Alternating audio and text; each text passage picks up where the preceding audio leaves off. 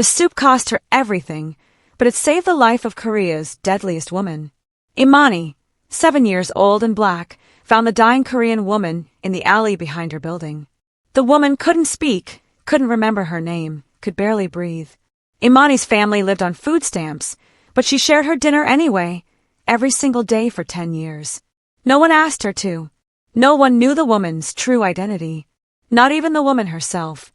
But across the ocean, a son was searching. Choi Dae-Hyun had spent $50 million and a decade looking for his mother. Tonight, he'd finally get the call. The dying woman Imani saved? Korea's most feared Mafia queen.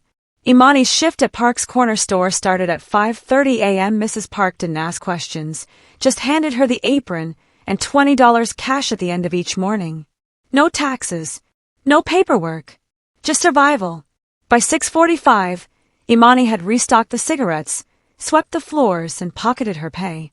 She bought what she always bought: 2 cans of soup, a pack of crackers, bottled water. Mrs. Park rang her up without meeting her eyes. Everyone in the neighborhood had secrets. This was Imani's. The alley behind her building smelled like garbage in desperation. Most people walked past without looking. Imani had learned to be invisible. She ducked behind the dumpster, moved aside the wooden pallet, and slipped through the gap in the fence. The shelter was small but sturdy. She built it over years, piece by piece, dollar by dollar. Tarps stretched between the brick walls, blankets layered for insulation. A camping heater she bought at a pawn shop for $15 when she was 12. It wasn't much, but it had kept Halmoni alive through 9 winters. The woman was awake, sitting wrapped in the quilts Imani had stolen from a donation bin. Her hair, once black, had gone silver. Her face was weathered, lined with suffering Imani couldn't imagine. But her eyes were clear this morning. That was good. On bad days, they were empty. Good morning, Halmoni. Imani opened the soup, still warm from the store's microwave. The woman's lips moved. Imania! The only name she remembered. Imani had been 7 years old when she found her. Walking home from school, cutting through the alley like she always did. The woman had been collapsed against the wall, barely breathing. Her skin had been mottled with burns, chemical, Imani would later understand. Her clothes torn, blood dried on her temple. But what Imani remembered most was her hand, clutching that jade pendant like it was the only thing tethering her to life. "Help me," the woman had whispered in broken English. "Please." Imani should have run, should have called someone, but she'd looked into those desperate eyes and seen something she recognized. Abandonment. The look of someone the world had decided to forget. So Imani had brought her water from the corner store. Then soup. Then blankets. And she never stopped. Her grandmother had discovered the secret 3 months later. Followed Imani one morning, watched from a distance. Imani had braced for anger, for lectures, for being dragged away. Instead, grandmother had knelt beside the woman and touched her face gently. "Child," she'd said to Imani, "we share what we have. That's what makes us human." The next day, grandmother had brought medicine. Antibiotics they'd been saving for emergencies. The woman's fever had broken. She'd survived. 10 years later, she was still here. Still broken. Still clutching that pendant. Jamal appeared at the gap in the fence. 12 years old, skinny, too smart for his own good. He carried a thermos of hot tea their grandmother had made. "She needs to see a doctor, Mani," he whispered. "She's getting worse." Imani knew. The cough had returned. The tremors in Halmoni's hands were more pronounced. Winter was coming early this year. She could feel it in the October air. "We can't," Imani said. "They'll put her in the system. Deport her. She'll disappear. Or she'll die here." The words hung between them. True and terrible. Halmoni looked up at them both. Her fingers traced the jade pendant. For a moment, her eyes sharpened. Focused. Like she was trying to remember something just beyond her grasp. Then the moment passed. She took the soup from Imani's hands and ate slowly, mechanically. Imani checked her watch. 7:15. She had 45 minutes to get home, change, and catch the bus to school. Senior year. College applications. A future she'd worked so hard for but couldn't afford. "I'll check on her after school," Jamal said. "Thank you." Imani squeezed his shoulder.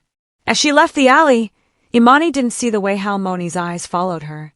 Didn't see her lips form words in Korean, fragments of a memory trying to surface. Daughter. Sacrifice. Honor. The pendant caught the morning light. Somewhere across the ocean, its twin was catching the same light in a man's hand. Dae-Hyun's war room occupied the entire west wing of his penthouse. 3 walls covered in maps. Red pins scattered across 40 countries like drops of blood. Each pin represented money spent, leads chased, hope dying slowly. 200 investigators. 10 years. $50 million.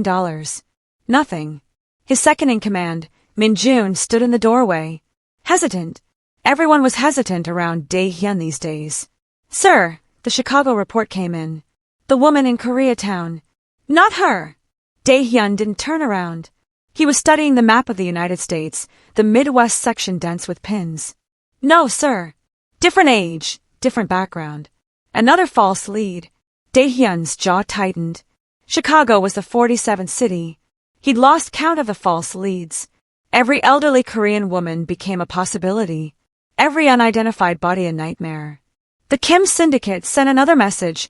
Min-jun continued carefully. They're pushing into Busan. Our territory. They're saying you're distracted. They're saying I'm weak. Dae-Hyun finally turned. Say it properly, Min-jun. His lieutenant met his eyes. Loyal but worried. They think your obsession has made you vulnerable. The men are asking questions. Wondering if we should. Should what? Abandon her. Dae-Hyun's voice dropped to something dangerous. She's my mother. Sir, it's been 10 years. If Lady Choi was alive, we would have found her by now. The words landed like physical blows. Dae-Hyun walked to the window, hands clenched behind his back. Seoul sprawled below, a city built on his family's power. Power his mother had taught him to wield. The memory came unbidden. 10 years ago, the summit meeting in Chicago, neutral territory to negotiate peace with the Kim faction. His mother had insisted on going personally. A matriarch's presence carries weight a son's cannot, she'd said. He'd wanted to go with her. She'd refused. Stay. Protect what we've built here. I'll return in 3 days. She never did. Her security team found dead. Her hotel suite covered in blood. Evidence of poison, something sophisticated, military grade. The kind that destroyed the brain before it killed the body. Her pendant left behind on the floor, chain broken. A message. But no body. No confirmation. Just gone. The Kims denied involvement. Everyone denied involvement. And Dae-Hyun had spent a decade searching for a ghost. Book me a flight to Chicago, he said quietly. Min-jun blinked. Sir, I'll go myself this time. We have business interests there anyway. The real estate deal needs finalizing. But the lead was false. I know. Dae-Hyun opened his desk drawer, pulled out the jade pendant on its silk cord. His mother's twin. Split heirlooms from his grandmother, passed down through generations. She'd given him his on his 18th birthday. When I'm gone, she'd said, this will remind you who you are. Who we are. He'd laughed then. She'd seemed invincible. Now he held it every morning, every night. The weight of it both comfort and condemnation. Something tells me to stay in Chicago, he said. To keep looking there. Min-jun's expression softened. Sir, respectfully, maybe it's time to accept. She's alive. Dae-Hyun's voice was steel. I would know if she wasn't. I would feel it. He traced the jade's carved surface. Dragons intertwined with phoenixes. Somewhere, the matching pendant existed. His mother had never taken hers off. Never. If she was alive, she had it. Prepare the security detail, Dae-Hyun commanded. We leave tonight. And Min-jun, tell the Kims if they push into Busan again, I'll burn their operations to the ground. My mother taught me to be strategic. She also taught me to be ruthless. They'd do well to remember which lesson I learned better. Min-jun bowed and left. Alone, Dae-Hyun returned to the window. Chicago. 47th city. Probably another dead end. But he'd search every street, every alley, every forgotten corner. Because 10 years ago, his mother had walked into danger, and he'd let her go alone. He wouldn't stop searching until he found her. Or until it killed him trying. The pendant warmed in his palm. For just a moment, he could have sworn it pulsed. Across the ocean, in a Chicago alley, its twin was doing the same thing. The first year, Imani didn't understand what she'd taken on. She was 7 years old, bringing stolen crackers and juice boxes from the school cafeteria. The woman barely ate, barely moved, just stared at nothing, clutching that jade pendant like a lifeline. Imani would sit beside her during those early months, doing homework by flashlight, talking to fill the silence. My teacher says I'm good at math. Grandmother says I'm going to be someone important someday. What do you think? The woman never answered, but sometimes her fingers would twitch, like she was trying to reach out but had forgotten how. When grandmother discovered them, Imani thought it was over. Instead, grandmother had looked at the woman's burns, the way her hands trembled, the emptiness in her eyes, and said simply, "Bring her soup tomorrow. Hot, and I'll find blankets." By age 9, Imani knew the woman's routine, knew when the tremors came, knew which foods she could keep down, knew how to wrap the blankets so she'd stay warm through October nights. The first brutal winter arrived when Imani was 10. December brought temperatures that turned the alley into a wind tunnel. Imani wore her only winter coat to school, the one grandmother had bought from Goodwill, and when she saw Halmoni shivering so hard her teeth cracked together, Imani took it off. "You need this more than me," she said, draping it over the woman's shoulders. She shivered through recess for 2 months. Got sick. Grandmother found out and cried. But Halmoni lived. January of that year, pneumonia nearly took her. Fever so high the woman was delirious, speaking rapid Korean, crying out names Imani couldn't understand. Grandmother brought antibiotics, the ones she'd been saving for her own diabetes. "She'll die without them," grandmother said simply. "We share what we have." The fever broke on day 4. Halmoni's eyes opened, found Imani's face, and for the first time, she spoke clearly. "Why?" "Because nobody else would," Imani answered. At 13, Imani got her first real job. Park's corner store, cash under the table, 5 mornings a week. She used the money to buy proper tarps, a camping heater, thermal blankets. Built the shelter piece by piece until it could withstand Chicago winters. That was the year Halmoni started speaking fragments. Single words in broken English. She pointed at Imani and said, "Good child." She taught Imani Korean words. Halmoni, grandmother, Gamsahamnida, thank you. "What's your real name?" Imani would ask. But Halmoni would just shake her head, lost again. At 15, Imani began to notice things. The way Halmoni held herself despite the brokenness, straight-backed, dignified. The scars on her hands weren't just from the streets.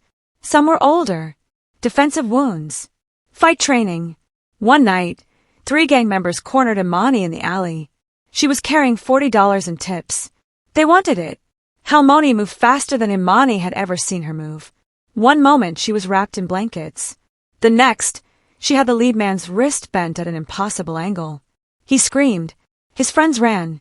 Halmoni released him, breathing hard, eyes focused in a way they never were. The man fled. Then she collapsed. The clarity faded. She looked at Imani, confused. "Did I hurt someone?" "You saved me," Imani whispered. After that night, Imani knew. Halmoni had been someone important, someone dangerous, someone trained. But she never asked. Because whoever Halmoni had been, she wasn't that person anymore. She was just a broken woman in an alley who Imani loved like family. At 16, the acceptance letter came. Northwestern University School of Medicine. Full academic scholarship offered, but living expenses, books, fees, still $60,000 a year. Imani stared at the number. Impossible. She got a second job, evening shift at a diner. Worked doubles on weekends. Every spare dollar went into a coffee can hidden under her bed. After a year, she'd saved $3,000. She needed $60,000. Now 17, senior year, Imani watched Halmoni sleep in the early morning cold. The cough was getting worse. The tremors constant. Another winter was coming. How many more could she survive? "I don't know how to save both of us," Imani whispered. Halmoni's eyes opened. For just a moment, they were sharp, clear. Her hand found Imani's. "You already did," she said in perfect English. Then the fog returned, and she was gone again. But Imani had heard it, for words that changed everything. "You already did." Dae-Hyun stood outside a small restaurant in Chicago's Koreatown, fury barely contained. The lead, had been a 70-year-old woman who'd immigrated 5 years ago. Wrong age. Wrong background. Wrong everything. Sir, we should return to the hotel, Min-jun suggested carefully. No. Dae-Hyun's jaw was tight. We stay. Expand the search radius. Every shelter, every hospital, every... We've done this 46 times, sir. Then we'll do it 47. Dae-Hyun pulled out his phone, stared at the photo he carried. His mother at his college graduation, proud and powerful. She's here. I know it. Min-jun said nothing. Everyone had stopped arguing years ago. 3 miles away, in an alley behind a crumbling apartment building, Lady Choi Hwa-Rin sat wrapped in donated blankets, watching morning light filter through the tarps. The pendant lay in her palm. She'd held it every day for 10 years without understanding why. It was warm, familiar, important, but everything else was fog, until the sunlight hit the jade at a different angle. The world fractured. A memory, sharp and sudden, cut through the haze. A boy, maybe 8 years old. Dark eyes, serious face. He was holding a matching pendant, newly given. When I'm gone, this will remind you who you are. Her voice, her words, but not to a stranger. To Dae-Hyun.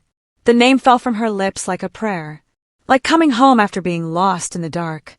More memories flooded, not gentle, violent. 10 years of locked doors breaking open at once. The summit meeting. Chicago. The Kim faction across the table, smiling with poison in their tea. Her security team dropping. The burn in her throat. Betrayal. Being dragged to a car. Dumped.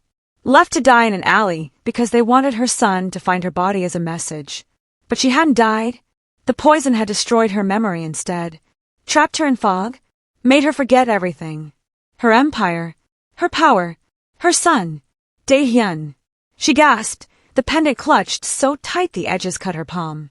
How had she forgotten him? Her boy. Her successor. He would have searched. He would still be searching. 10 years lost. 10 years he'd thought her dead. And then another memory. A child's face. 7 years old. Black. Braids. Holding out soup with small, shaking hands. Help me. Please. You look sick. Here. Take it. The girl had saved her. Fed her. For 10 years. This child had given her everything when the world had left her to rot. Lady Choi's eyes snapped into focus for the first time in a decade. The alley came into sharp relief. The shelter. The careful arrangement of supplies. The love evident in every detail. Imani. The girl had just left for school. Lady Choi looked at her hands. Scarred, weathered, weak. She'd been the most feared woman in Seoul. Now she couldn't walk 2 blocks without collapsing. But her mind was clear. Finally, devastatingly clear. Footsteps. The younger boy, Jamal, ducking through the fence. He carried tea in a thermos. Halmoni I brought. He stopped. Why are you crying? I remember. Her voice was stronger than it had been in years. I remember everything. Jamal's eyes widened. What? My name. Lady Choi Hwa-Rin. I have a son. Dae-Hyun. She grabbed his arm with surprising strength. Where is Imani? At school. She won't be back until... Get her. Now. Please. Desperation cracked through her command. I need her help. Imani's phone buzzed during calculus. Jamal never called during school. Never. Halmoni remembers. Everything. She's asking for you. Emergency. Imani's heart stopped. She grabbed her bag and ran. The alley was exactly as she'd left it, but Halmoni, no, the woman was transformed. Sitting upright, eyes blazing with intelligence and purpose, a stranger wearing Halmoni's face. Imania! The woman's voice was different, stronger, accented but clear. Sit, please. Imani's legs felt weak. What's happening? I remember. Lady Choi held up the pendant. This belongs to my family. My son has the other half. His name is Choi Dae-Hyun. He runs. She paused, choosing words carefully. Business operations in Seoul. He will have search for me. He will still be searching. You have family? Imani's voice cracked. After all this time, you have family? Yes. And child. Lady Choi's eyes filled with tears. I need to find him. But I cannot do this without you. You saved my life. Now I am asking you to help me find my son. Imani's world tilted. 10 years. 10 years of feeding her, protecting her, keeping her secret. And now she'd leave? Of course she'd leave. She had a son. A real family. Will you help me? Lady Choi asked quietly. Imani should say yes. Should be happy. This was good news. Halmoni would be safe. Would go home. But all Imani could think was, I'm losing her. Imani! Jamal touched her arm. She looked at the woman who'd become her second grandmother, who she'd given up her coat for, her medicine, her future. Yes, Imani whispered. I'll help you find him. Lady Choi closed her eyes in relief. Thank you, Gamsahamnida, for everything. And Imani realized this was the beginning of goodbye. Imani's phone screen glowed in the dark apartment at 2 a.m. She'd been searching for 3 hours. Choi Dae-Hyun plus jade pendant plus Korea plus Seoul. The results made her blood run cold. Choi Dae-Hyun, 32, CEO of Choi Enterprises. Estimated net worth, $800 million. Suspected ties to organized crime. She clicked another link. Security footage from a shipping yard. Men in suits. Weapons. A photo of Dae-Hyun, sharp suit, sharper eyes, standing over someone bleeding on concrete. Oh my God! Imani's hands shook. She dug deeper. The Choi family controlled half of Seoul's underground economy. Protection. Smuggling. Money laundering hidden behind legitimate businesses. And before Dae-Hyun, there had been someone else leading it. Lady Choi Hwa-Rin, the matriarch, disappeared 10 years ago. Presumed dead? Imani found photos. The woman was younger, powerful, beautiful, wearing the jade pendant, standing beside a teenage boy who looked at her like she hung the moon. Dae-Hyun. Mani! Jamal appeared in the doorway, rubbing his eyes. It's 2 a.m. Imani turned the phone toward him. Halmoni is a crime boss. An actual Korean Mafia boss. Jamal stared at the screen. At the photos of violence. Power. Blood. That can't be. It's her. Look! Imani showed him the photos of Lady Choi from 10 years ago. Same face. Same pendant. Same eyes that had watched Imani with such quiet gratitude. What are we going to do? Jamal's voice was small. Imani looked toward the door. Beyond it, in that alley, Lady Choi was waiting, growing more desperate by the hour. Her health was deteriorating, not from illness now, but from frantic need to reach her son. We help her, Imani said quietly. We made a promise. Mani, these people are dangerous. If they come here, then they come here. Imani's jaw set. I didn't keep her alive for 10 years just to abandon her now. Finding a Korean translator took 2 days. Mrs. Kim from the dry cleaners agreed to help, asking no questions when she saw the desperate woman in the alley. Lady Choi wrote the letter with shaking hands. In Korean, fluid and certain. When Mrs. Kim translated it aloud, Imani heard the pain in every word. My son, it is your mother. I am alive. I am in Chicago. I was poisoned, left for dead, but survived. A child saved me. I have been lost for 10 years, but I remember now. I remember everything. The pendant is real. Please come. Please believe me. Your mother, Choi Hwa-Rin. They sent it through the Korean consulate. Marked urgent. Included a photo of Lady Choi holding the pendant, today's newspaper visible beside her. Then they waited. Dae-Hyun received the email at 3 a.m. Seoul time. Another lead. Another, your mother is alive message. He'd received hundreds over the years.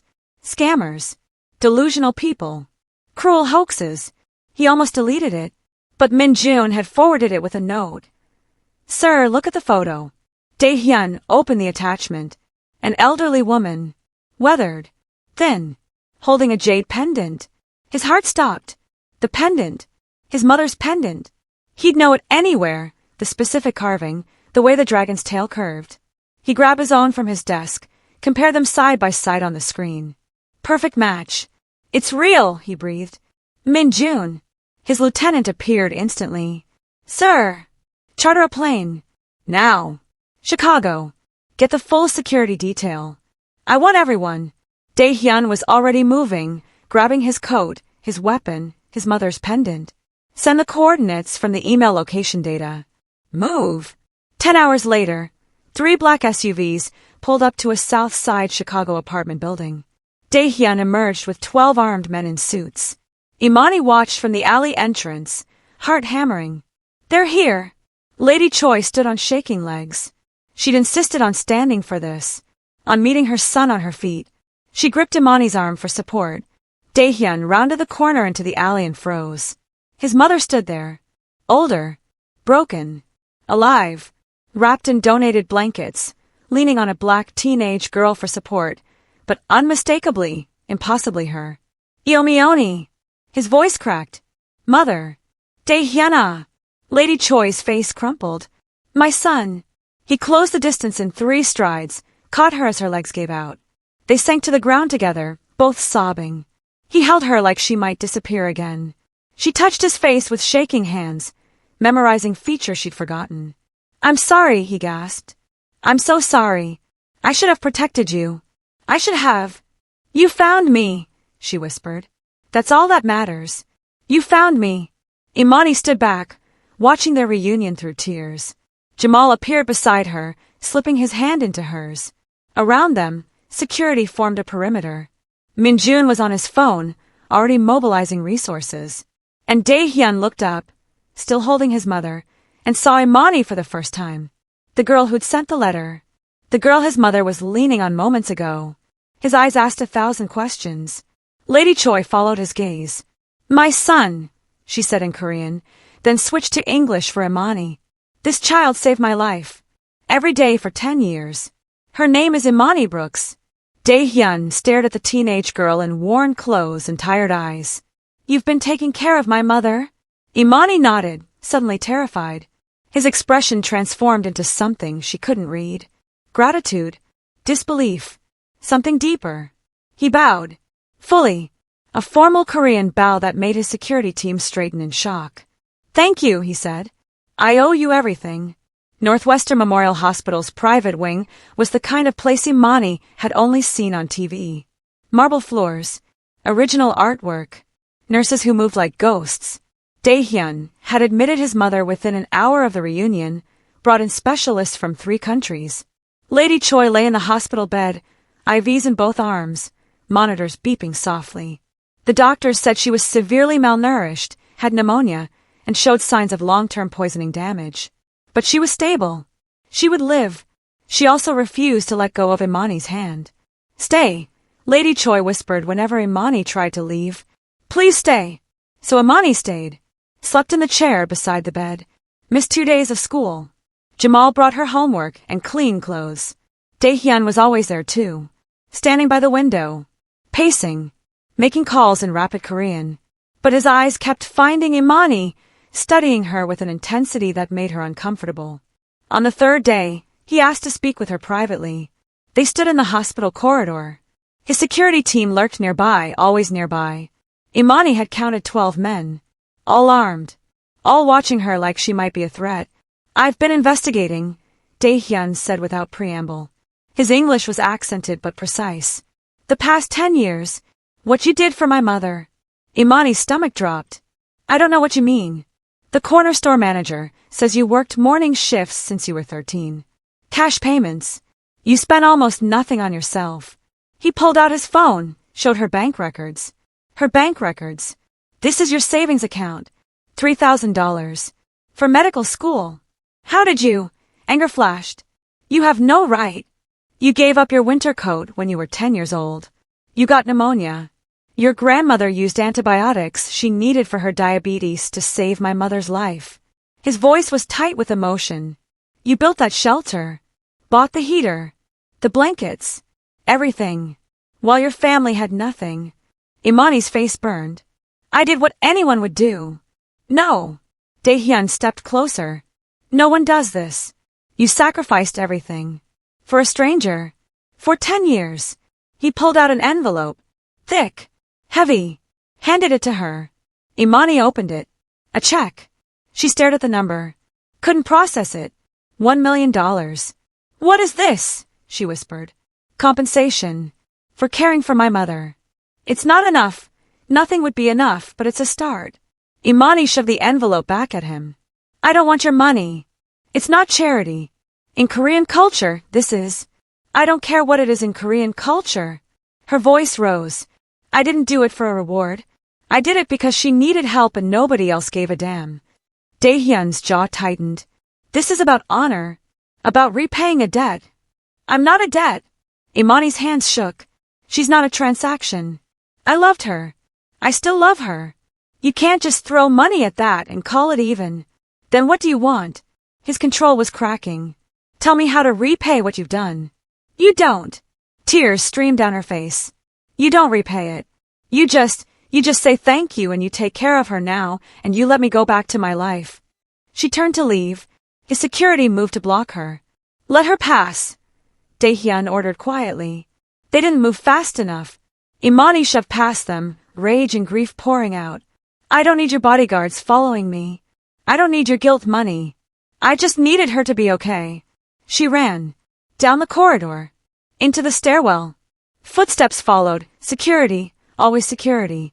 In the hospital room, Lady Choi had watched the confrontation through the open door. Min-jun stood beside her bed, translating in low tones. Dae-Hyun returned, furious and lost. I don't understand. I'm trying to honor what she did. Sit, Lady Choi commanded. Her voice was weak but sharp. He sat. She spoke in Korean, words soft but firm. Min-jun shifted uncomfortably, unsure if he should translate. Tell me what she said, Dae-Hyun demanded. Min-jun cleared his throat. Lady Choi says, she is like you. Proud. Stubborn. She doesn't want to be saved. She wants to be seen. You're trying to pay a debt. She wants you to see her as family, not obligation. Dae-Hyun stared at his mother. Lady Choi continued in Korean, tears sliding down her face.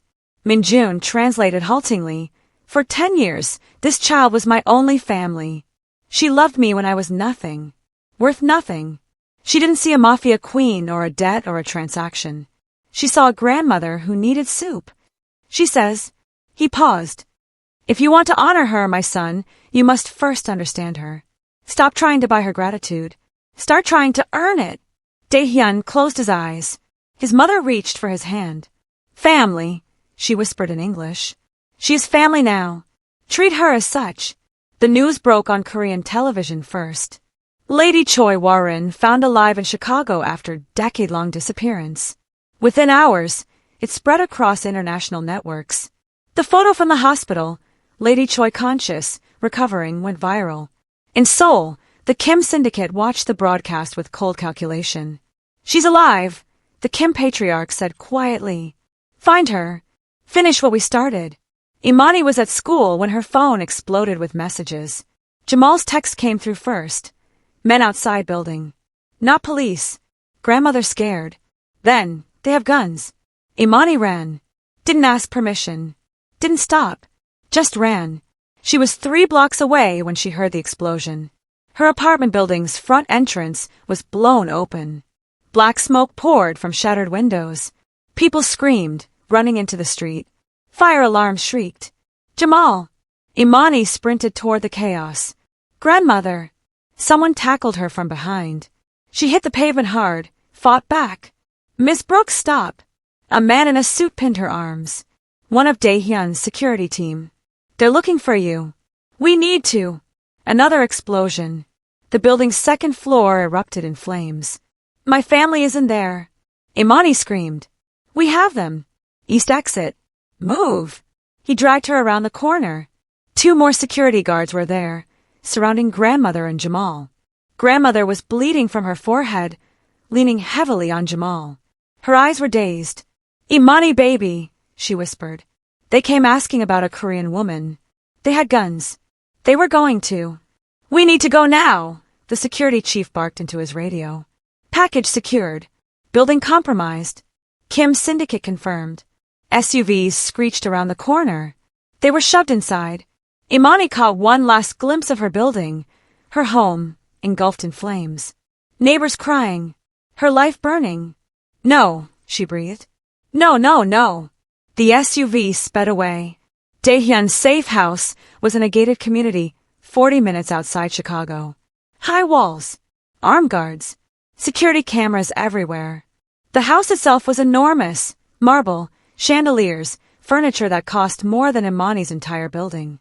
It felt like a beautiful cage. Grandmother was rushed to a private doctor. Mild concussion, needed stitches. Jamal sat in shock, staring at nothing. And Imani stood in the center of the palatial living room, shaking with rage. Dae-Hyun arrived within the hour, still in his suit from a business meeting. You're safe. That's what matters. Safe. Imani's voice was deadly quiet. My home is gone. My neighbors, Mrs. Patterson, who gave me books. Marcus, who's 8 years old. That building had 40 families. Where are they now? Emergency services are handling. Your people did this. Imani screamed. This is what I was afraid of. Your world destroys people like us. We had nothing, but it was ours, and now it's gone because I helped her. The Kims did this. Not us. It's the same thing. Tears poured down her face. You're all the same. Violence. Power. You don't care who gets hurt as long as you win. Dae-Hyun's control cracked. I care that you're alive. I care that my mother is alive. The Kims wanted to finish what they started 10 years ago. They would have killed all of you. Then you should have stayed away. We were fine before you came. You were 1 winter away from watching my mother die in an alley. The words hung between them. Brutal and true. A weak voice cut through the tension. Enough! Lady Choi stood in the doorway, leaning on a nurse's arm. She'd left the hospital against medical advice. Still had an 4 port in her hand. She looked at Imani, at the girl's devastated face, torn clothes, the ash in her hair. Child, Lady Choi said softly. I am sorry. Imani's anger crumbled into grief. They destroyed everything. I know. Lady Choi moved slowly across the room. The nurse tried to stop her. She waved her off. My world followed me to yours. My past destroyed your present. And I am sorry. Truly sorry. Sorry doesn't give me back my home. No, it does not. Lady Choi stood before her, eyes clear and determined despite her weakness. But I will make this right. The Kims thought they could finish me by hurting you. They were wrong. They have just reminded me who I am. She turned to Dae-Hyun, spoke in rapid Korean. He tried to protest. She silenced him with a look. What did she say? Imani asked quietly. Dae-Hyun's expression was grim. She said the time for hiding is over. We end this. Properly. Lady Choi touched Imani's face gently. Your grandmother will have the best care. Your brother will be protected. And you, child, you will have your future back. This I promise. On my family's honor. Your family's honor destroyed my neighborhood. Then my family will rebuild it. Lady Choi's voice hardened. And the Kims will pay for what they have done. To you. To me. To everyone. The matriarch had returned. 3 days in the safe house felt like 3 years. Imani paced the same marble floors, stared at the same security cameras, felt the same walls closing in. Grandmother was healing. Jamal was scared but safe. And Imani was suffocating. I need to leave, she announced at breakfast on day 4. Dae-Hyun looked up from his coffee.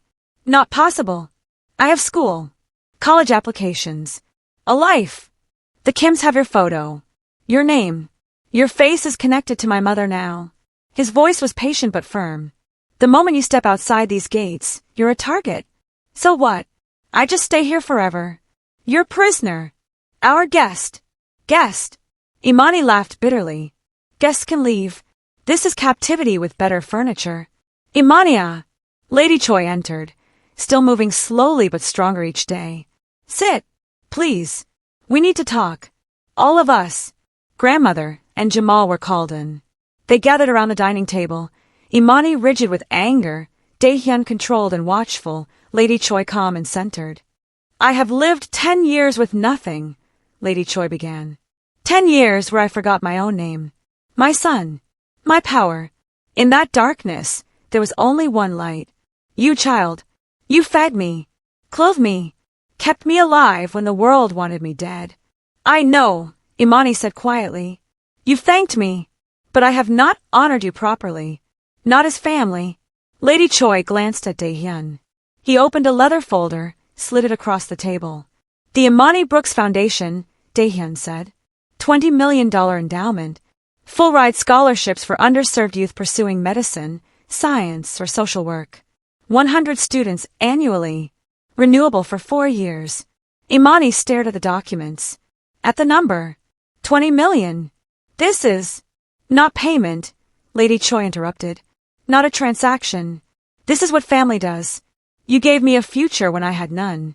Now we give futures to others in your name. Dae-Hyun continued. Full medical care for your grandmother. Top specialists. No cost.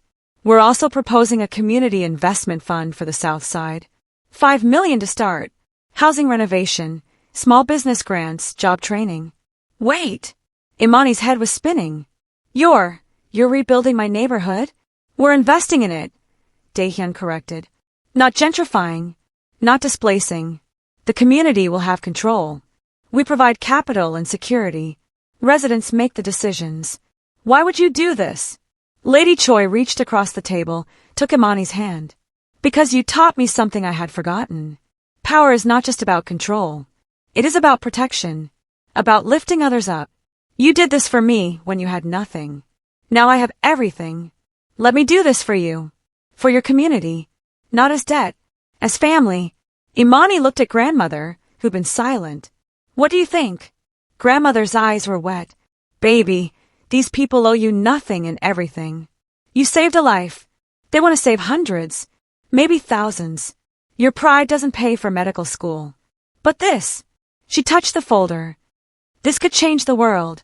I don't want to be some figurehead, Imani said, voice shaking. Some poster child for charity. Then don't be. Dae-Hyun leaned forward. Help us design it. You know what barriers exist. What support actually means. We have the resources. You have the knowledge. Imani read through the documents. Scholarships. Medical care. Community investment. Her name on a foundation that could change hundreds of lives. I have conditions, she finally said. Name them. Dae-Hyun pulled out a pen. Scholarships are earned through merit and community service. Not just given. Students have to prove they'll use them to help others. Agreed? The neighborhood investment. Residents vote on every project. Not your board. Not your advisors. The people who live there. Agreed? And I want a real role. On the board. Making decisions. Not just showing up for photo ops. Lady Choi smiled. You sound like me when I was young. Fierce. Uncompromising. This is why we are family. I'm 17. Old enough to know your worth. Lady Choi squeezed her hand. Old enough to demand respect. Will you accept? Imani looked at Jamal, who nodded encouragingly. At grandmother, who was crying quietly. At the documents that represented more money than she'd see in 10 lifetimes. At Lady Choi and Dae-Hyun, who were offering not just money, but purpose. On one more condition, Imani said. We end this. Whatever war you have with the Kims. I won't build something beautiful on blood. Lady Choi's expression hardened. The Kims attacked you. Burned your home. They will come again. Then stop them. But not with more violence. Find another way. Or I walk away from all of this. Dae-Hyun started to protest. Lady Choi silenced him with a raised hand. You asked for something very difficult, Lady Choi said slowly. You asked me to save your life for 10 years. I did it. Now I'm asking you to save souls instead of taking them. Lady Choi studied her for a long moment. Then nodded once. We will find another way. You have my word. Then yes, I accept. The Chicago Hilton Ballroom glittered with cameras and dignitaries. The Imani Brooks Foundation's official announcement. Media from 3 countries. Community leaders. Politicians. And Imani, standing at the podium in a borrowed dress, hands shaking as she spoke about second chances. She didn't see the Kim Syndicate's team enter through the service entrance. Dae-Hyun did. His security chief's urgent whisper, we have a breach. Multiple armed. The first gunshot shattered the chandelier. Chaos erupted. Screams. People diving under tables. Dae-Hyun's security returned fire. The ballroom transformed into a war zone. Imani! Jamal was frozen in his seat, terror-stricken. Imani ran. Not away. Toward him. She grabbed her brother, shoved him behind the podium as bullets tore through the air. Something burned across her shoulder. Pain. Blood blooming on her dress. Stay down, she screamed. Dae-Hyun fought his way across the ballroom, rage transforming him into something lethal. He moved like his mother had in that alley years ago, trained, brutal, efficient. 4 Kim soldiers went down. 5. The Kim patriarch emerged from the smoke, flanked by his remaining men. This ends tonight, Choi. Your mother is weak. Your organization is fractured. Surrender now. Dae-Hyun shot the man beside him. Put his gun to the patriarch's head. You attacked children. You burned innocent people's homes. Give me one reason not to end you. Dae-Hyun, no. Imani's voice weak but clear. She was clutching her bleeding shoulder, trying to shield Jamal. You promised. Another way. They hurt you. His hand shook. They could have killed you. But they didn't. Please. Don't do this. The ballroom doors burst open. Lady Choi Hwa-Rin entered, fully dressed in traditional Korean hanbok, walking without support for the first time in 10 years. She looked like what she was, a queen reclaiming her throne. Lower your weapon, my son. Dae-Hyun didn't move. They tried to kill her. The girl who saved your life. I know. Lady Choi crossed the destroyed ballroom, glass crunching under her feet. She stood beside her son, faced the Kim patriarch. And for that you will answer. But not with blood. She switched to Korean, her voice carrying command that made even Dae-Hyun straighten. The Kim patriarch spat. You've gone soft, old woman. 10 years of living like garbage made you weak. No. Lady Choi switched back to English, glanced at Imani. It made me wise. She turned back to the Kims. I offer you a choice. One chance. Join us in transforming our organizations to legitimate business. Real estate. Security consulting. Clean money. Clean future. Or, her voice hardened, I will use every resource, every connection, every piece of leverage I have built over 40 years to destroy your family completely. Your businesses. Your assets. Your name. You will have nothing. You're bluffing. Lady Choi pulled out her phone. Showed him something on the screen. The Kim patriarch's face went white. I have had 2 weeks to recover my memory. My contacts. My power. Lady Choi's smile was cold. I know where every account is hidden. Every dirty secret.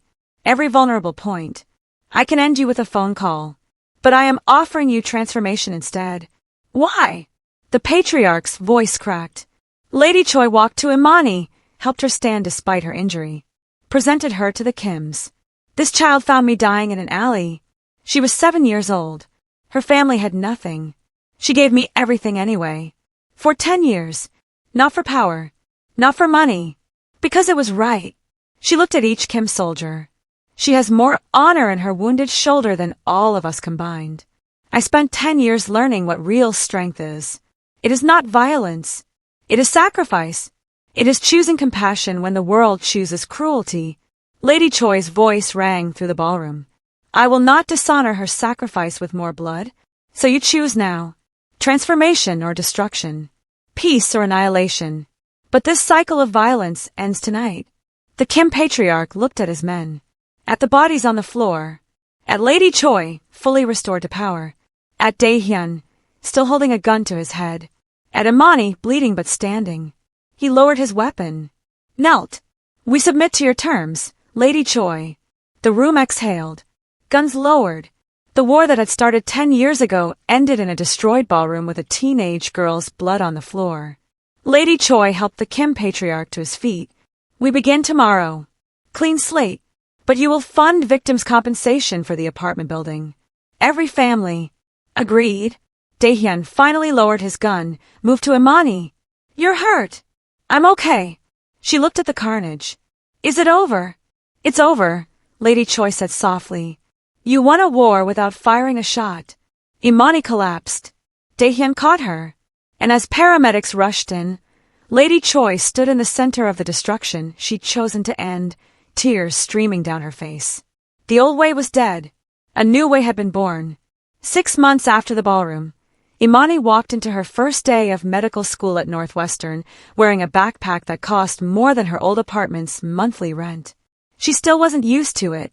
The money, the security detail waiting in the parking lot, the way professors knew her name before she introduced herself. But when she sat in the lecture hall and opened her anatomy textbook, everything else fell away. This was what she'd worked for. What she dreamed of in that alley, feeding Halmoni between shifts at the corner store. She was here. Finally here. Her phone buzzed. Lady Choi, first day.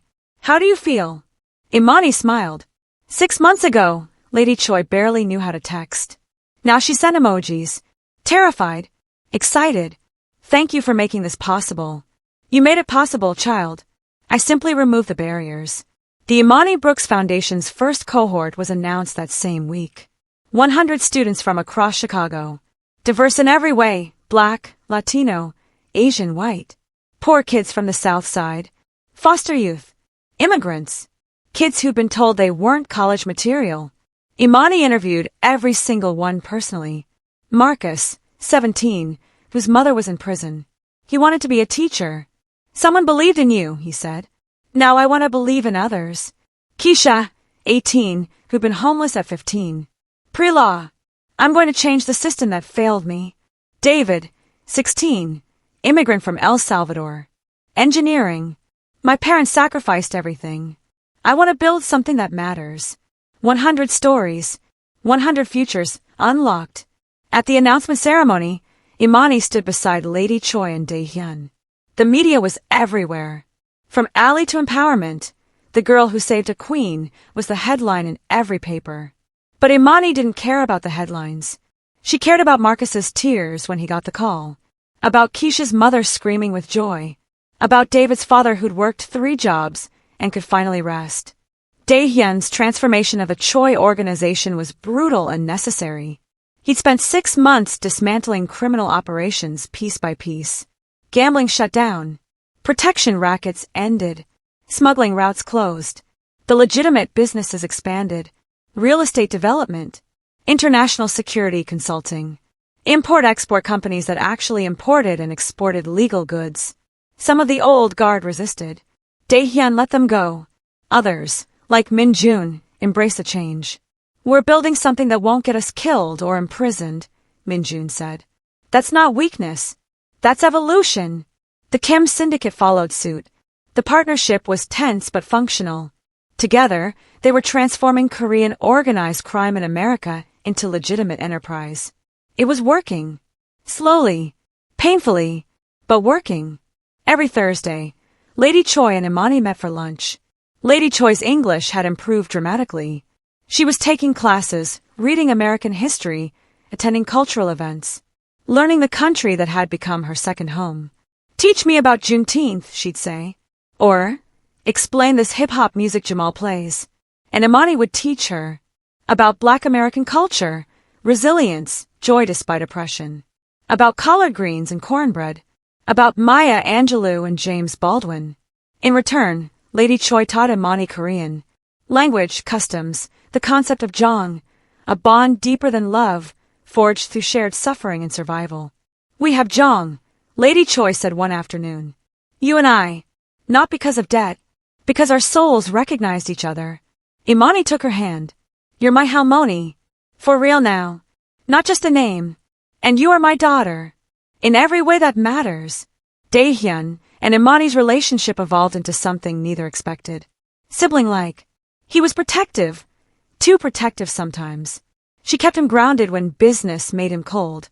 You're doing that thing again, she'd say when he got too focused on profit margins. What thing? Forgetting that people aren't assets. That Marcus in our scholarship program isn't a number. He's a kid who needs someone to believe in him. Dae-Hyun would pause. Recalibrate. You're right. Thank you. That's what little sisters are for. He'd started calling her that. Little sister. It made her eyes sting every time. Jamal thrived under Dae-Hyun's mentorship. Straight A's. Business classes. Learning Korean. He wanted to work for Choi Enterprises someday. Legitimate side only, he'd joke. Grandmother recovered fully, living in a beautiful apartment the Choi's provided. Lady Choi visited her often. 2 grandmothers, different cultures, bonding over tea and stories about their girl. At a gala 6 months after the foundation's launch, a reporter asked Imani, Do you ever regret that day in the alley? Finding Lady Choi changed your entire life. Imani looked across the room. Lady Choi was laughing with grandmother. Dae-Hyun was talking to scholarship recipients. Jamal was networking like he'd been born to it. No, Imani said simply. That day in the alley I found my family. Everything else is just details. The reporter smiled. That's a beautiful way to look at it. It's the only way, Imani said. Love to the rest. 2 years felt like a lifetime and a heartbeat all at once. The Imani Brooks Foundation now served 247 students across 3 states. The second cohort had just been selected. The first cohort, those original 100, were thriving. 92% retention rate. National average was 40%. The numbers told one story. The people told another. Marcus graduated from engineering school at University of Illinois. Top of his class. He designed a water filtration system for underserved communities. When Imani attended his graduation, he pulled her aside, crying. I'm giving back, he said. Just like you did. I'm starting a mentorship program for kids in the system. You don't have to. Yes, I do. You showed me how. He hugged her tight. This is what love looks like. It multiplies. Keisha was at Northwestern Law, already making waves. She'd started a nonprofit providing legal aid to homeless youth. The system that failed me won't fail them, she told Imani. Not on my watch. David opened a small engineering firm that employed only immigrants and refugees. We build bridges, he said. Literal and metaphorical. The ripple effect was real. 100 students became 100 changemakers. They were transforming their communities the way Imani had transformed Lady Choi's life. One act of kindness, multiplied by 100, multiplied again. The Southside investment bore fruit slowly but genuinely. 5 million had become 12. Not gentrification, collaboration. New clinic opened. Free healthcare for uninsured. Imani volunteered there every Saturday, despite her crushing medical school schedule. She'd treat gunshot wounds and diabetes, homeless teenagers and exhausted mothers. Her neighborhood, her people. Job Training Center graduated its 100th participant. 63 had found stable employment. Small business grants helped 23 entrepreneurs open shops. The neighborhood wasn't perfect, nowhere ever was, but it was healing. And nobody had been displaced. Rent state controlled. Original residents had first priority for renovated housing. The community board made every decision. It was the model other cities were starting to study. Lady Choi Hwa-Rin became something nobody expected, an advocate. She spoke at conferences about homelessness, about invisible populations, about what it meant to be forgotten by society. She told her story, the feared crime matriarch reduced to nothing, saved by a child. For 10 years, I was invisible, she'd say. Imani translating beside her. The world stepped over me, ignored me, wished I would die quietly and out of sight. But one child saw me. One child chose compassion. That is all it takes to save a life. One person who refuses to look away. Her speeches went viral. The Choi Foundation, separate from Imani's, focused on homelessness and memory care, received donations from around the world. Lady Choi's English was fluent now, but she always asked Imani to translate at events. You are my voice, she'd say, as I am yours. Dae-Hyun's business empire had transformed completely. Choi Enterprises was now the largest minority-owned security and real estate firm in the United States and South Korea. Fully legitimate. Fully clean. Fortune magazine. From crime to commerce, the Choi transformation. He testified before Congress about organized crime rehabilitation. Written op-eds about second chances. Hired exclusively from disadvantaged communities. My mother taught me power can destroy, he told Bloomberg. Imani Brooks taught me power can heal. I chose healing. But he was still protective. Still had security, follow Imani, though she negotiated it down to one discreet guard. Still called her every Sunday. Still showed up to every foundation event like the proud older brother he'd become. You're hovering, Imani would tease. I'm supporting, he'd counter. You brought 12 security guards to my anatomy exam. That was excessive. I've reduced it to 4. She'd laugh. He'd smile. Family. Imani was in her final year of medical school. Top 5% of her class. Multiple residency offers from prestigious hospitals. But every Saturday, she was in the Southside clinic. Every Thursday, lunch with Lady Choi. Every Sunday, dinner with grandmother, Jamal, and whichever Choi family members were in town. Her white coat had a small pin on the lapel. A jade pendant. Lady Choi had given it to her on her first day of medical school. "So you never forget where you came from," she'd said. Imani never did. Couldn't. Her patients were the same people who'd lived in her old building, who'd shared the neighborhood with Halmoni's alley, who knew what it meant to be invisible. Dr. Brooks, they'd call her, even though she wasn't a doctor yet. She never corrected them. They needed to see someone like them succeeding. She'd be whatever they needed. 3 weeks before medical school graduation, Lady Choi called a private meeting. Just her, Dae-Hyun, grandmother, Jamal, and Imani. "Imani's graduation is special," Lady Choi announced. 4 years ago, she was feeding me in an alley. Now she will be Dr. Imani Brooks. We must honor this properly. Halmoni, you don't have to. Hush, child. I am planning something. You will accept it gracefully. Dae-Hyun smiled. You should know by now. When mother plans something, resistance is futile. What are you planning? Imani asked suspiciously. Lady Choi's eyes sparkled. You will see. But know this, you changed my life. Now I ensure you never forget you can change the world. Imani's graduation was 3 weeks away. She had no idea what was coming. But knowing Lady Choi, it would be unforgettable. Northwestern Medical School's graduation ceremony filled the massive auditorium with 4 years of exhausted, triumphant students. Imani Brooks stood backstage in her white coat, cap and gown, hands trembling. Valedictorian. They'd chosen her as valedictorian. From the wings, she could see the front row. Lady Choi in elegant Korean hanbok, Dae-Hyun in a perfectly tailored suit, grandmother crying already, and Jamal, now 15, pre-med track, growing into the man he'd become. Her family, all of them. The dean introduced her. Imani walked to the podium, looked out at hundreds of faces, and took a breath. 10 years ago, she began, voice steady despite her racing heart. I was 7 years old, walking through an alley behind my apartment building. I found a woman collapsed against a wall, dying. She couldn't speak, couldn't remember her name. She had nothing but a jade pendant clutched in her hand. The auditorium went silent. My family lived on food stamps. We had almost nothing ourselves, but my grandmother taught me we share what we have. So I brought that woman soup, every day, for 10 years. I didn't know who she was. Didn't know she'd been a powerful figure from another country. Didn't know her son was searching the world for her. I just knew she was dying, and nobody else cared. Imani's voice strengthened. That woman became my Halmoni, my grandmother. And she saved my life, just as I saved hers. She taught me that compassion isn't weakness. That seeing someone when the world looks away is the most powerful thing you can do. She looked directly at Lady Choi. That woman is here today. Lady Choi Hwa-Rin. And because of her family, I'm standing here as a doctor. But more importantly, because of her, 247 other students are getting educations they couldn't afford. Communities are being rebuilt. Lives are being transformed. Tears streamed down Imani's face. One bowl of soup. That's all it took. One choice to care when caring cost me everything. And it became this.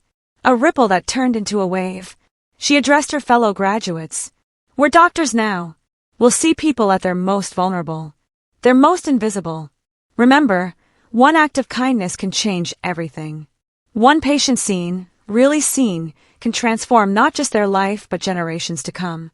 So I challenge you, challenge all of us, find your bowl of soup. Find the person everyone else walks past. And choose to care. Choose to see them. Because that's how we change the world. One life at a time. The standing ovation was immediate. Thunderous. But Imani only saw Lady Choi, openly weeping for the first time in public, and Dae-Hyun beside her, not even trying to hide his tears. After the ceremony, in a private room, Lady Choi took both of Imani's hands. I have something for you. She removed her jade pendant, the original, the one she'd clutched for 10 years, and placed it around Imani's neck. You are my daughter. In every way that matters. Not by blood, but by choice. By sacrifice. By love. Dae-Hyun stepped forward, added his own pendant beside it. And my sister. Always. Imani couldn't speak. Could only hold them both while grandmother and Jamal joined the embrace. Family. Chosen. Unbreakable. 3 months later, the Dr. Imani Brooks Memorial Clinic opened its doors on the South Side. Free healthcare. No questions asked. Funded entirely by the Choi Foundation. Opening day was chaos. Dozens of people lined up. Imani, in her white coat with 2 jade pendants at her throat, treated them one by one. Late afternoon, an elderly white woman shuffled in. Homeless. Sick. Confused. She couldn't remember her name. Couldn't say where she'd come from. Imani looked at her and saw herself at 7 years old. Saw Halmoni in that alley. Saw the beginning of everything. Lady Choi appeared beside her, having come to observe the opening. Will you help her? Imani smiled through tears. Of course.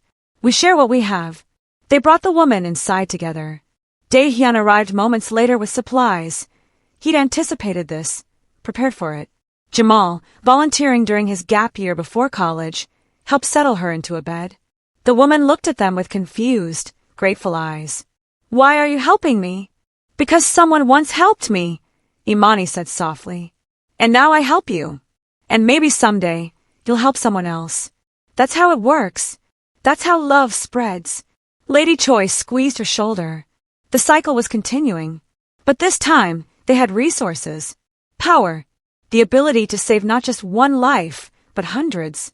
Through the clinic window, Imani could see the old alley. The place where everything began. It was gone now, replaced by community housing. But the memory remained. 1 bowl of soup. 10 years of sacrifice. And now, an entire neighborhood being healed. Thank you, Halmoni, Imani whispered. No, child, Lady Choi replied. Thank you for teaching me what real power looks like. Outside, more patients were arriving. More invisible people being seen. The work continued. Love multiplied. And the cycle, beautiful, unbreakable, continued. 5 years later, the text appeared over images of transformation. The Imani Brooks Foundation has provided full-ride scholarships to 847 students across the United States. 92% graduation rate. The Choi Family Medical Clinics serve 15,000 patients annually across 12 cities, free of charge. Lady Choi Hwa-Rin serves as honorary chair and advocate for homeless populations. She has spoken at the United Nations twice. Choi Dae-Hyun transformed his organization into the largest minority-owned security and real estate firm in Korea and the United States, with 0 criminal operations. Dr. Imani Brooks graduated top of her class from Northwestern Medical School. She runs 8 free clinics across Chicago's South Side. Her younger brother, Dr. Jamal Brooks, graduated from Howard University Medical School and joined her practice last year. Their grandmother, Mrs. Dorothy Brooks, lived to see both grandchildren become doctors. She passed peacefully at age 78, surrounded by family, including the Choice. When asked about her extraordinary success, Dr. Brooks always says the same thing. I just shared my soup. Love did the rest. The South Side Clinic closed at sunset, but Dr. Imani Brooks and Lady Choi Hwa-Rin stood outside, greeting the last few patients. 5 years had changed them both. Imani, now 27, confident in her white coat. Lady Choi, 72, silver-haired but vibrant. They stood there every evening. A ritual. Grandmother and granddaughter watching their neighborhood heal. A small girl, maybe 8 years old, approached nervously. She carried a paper bag with a sandwich and juice box. Behind her, a homeless man sat against the building, weathered and tired. The girl looked at Imani, then at the man, then back at Imani. Go ahead, her mother encouraged from a few feet away. Give it to him like we talked about. The girl walked to the man, held out the bag. I brought you dinner. You looked hungry. The man's eyes filled with tears. Thank you, sweetheart. Bless you. The girl ran back to her mother, proud and beaming. Imani felt Lady Choi's hand squeeze her shoulder. They'd both seen it. The cycle beginning again. Imani knelt down as the girl passed. That was very kind of you. You have a good heart. The girl smiled. My mom says one person caring can change everything. Your mom is very wise.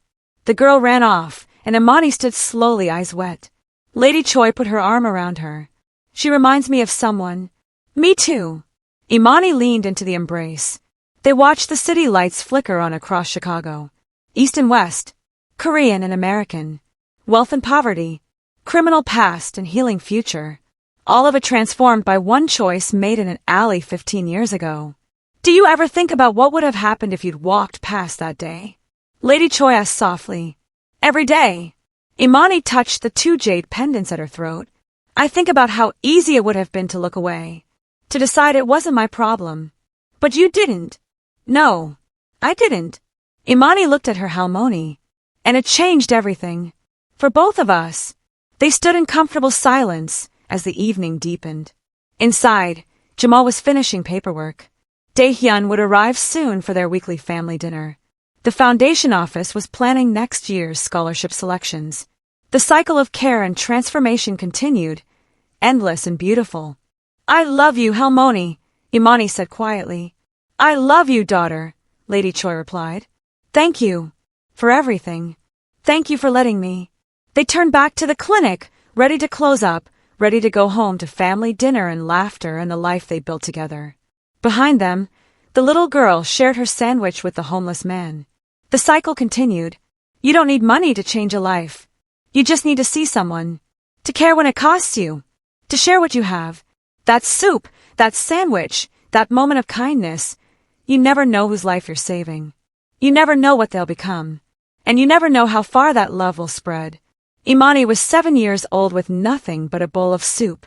It became 847 scholarships, 12 clinics, 15,000 patients, countless lives transformed, because she chose to see someone everyone else had forgotten. So look around. Who needs you today? What can you share? Your choice matters. Your kindness counts. The person you help might save nations, might change the world, might simply survive another day. All of it matters. All of it counts. Start now. Share what you have. Watch love do the rest.